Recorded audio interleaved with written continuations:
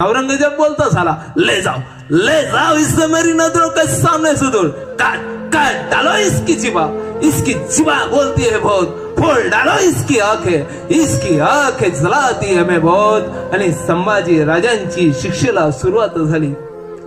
संभाजी महाराजांची पहिली शिजा होती दादा डोळे फोडण्याची. औरंगजेबाचे हबशी हातामध्ये घेऊन आले लालबुंद गरम सलाया, धुळांच्या रेषा हवेमध्ये सोडत होत्या त्या. शंभू राजांना कडून चुकलं, डोळे फोडले जातील.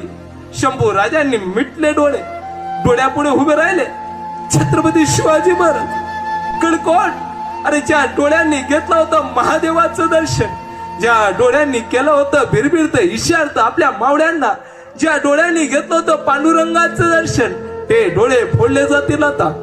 शंभू राजांनी उघडले डोळे, डोळ्यापुढे आल्या लालबुंद सलाया, खुपसल्या डोळ्यात, फिरवल्या गरगर आणि निघाल्या बाहेर. डोळे नव्हते कुठं, उरल्या होत्या फक्त काळ्या बुंद, तर्प उग्र वास सोडणाऱ्या खोपल्या. डोळ्यामध्ये दगडाचा बारीक खडा गेला तर 8 दिवस डोळा धरून बसतो. डोळ्यामध्ये गरम सलाया गेला असतील, किती यातना सहन झाल्या असतील. औरंगजेबाची दुसरी सजा होती जीभ तोडायची. औरंगजेबाचे आपशी हातामध्ये घेऊन आले तलवार, जबडा उघडे ना, एकानं घन घेतला तर मस्तकावरती प्रहार केला.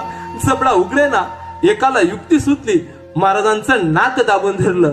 श्वास घेण्यासाठी तोंड उघडलं, तोंडात घातली सांशी दाबली जीभ, ओढली 2 फूट जीभ बाहेर आली. सपदेशी तलवारीचा वाळ झाला, जीभ पडली होती जमिनीवर तरफडत वळवळत आणि तोंडातून निघालं फक्त रक्ताचा पूर. एवढं करून औरंगजेबाचं भागलं नाही. कुणीतरी यायचं, शंभू राजांचं अंगावरचं माऊत छाटायचे, कुत्रे गिदडांना खाऊ घालायचे. अरे जसा मुसलमानाच्या दुकानामध्ये मेलेला बोकड सोलला जातो ना, जसा मुसलमानाच्या दुकानामध्ये मेलेला बोकड सोलला जातो ना, तसा औरंगजेबाच्या दरबारामध्ये माझा संभाजी राजा जिवंत सोलला गेला होता.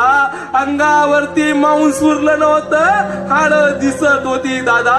अरे 40 दिवस पायात चप्पल नव्हते, 40 दिवस पोटामध्ये अन्नाचा एक कण नव्हता आणि वर्ण एवढा अत्याचार माझा राजा सहन करत होता.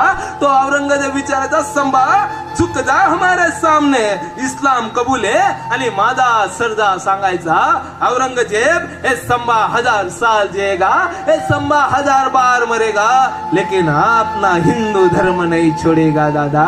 ही प्रेरणा त्या शंभू राजांची होती. एकदा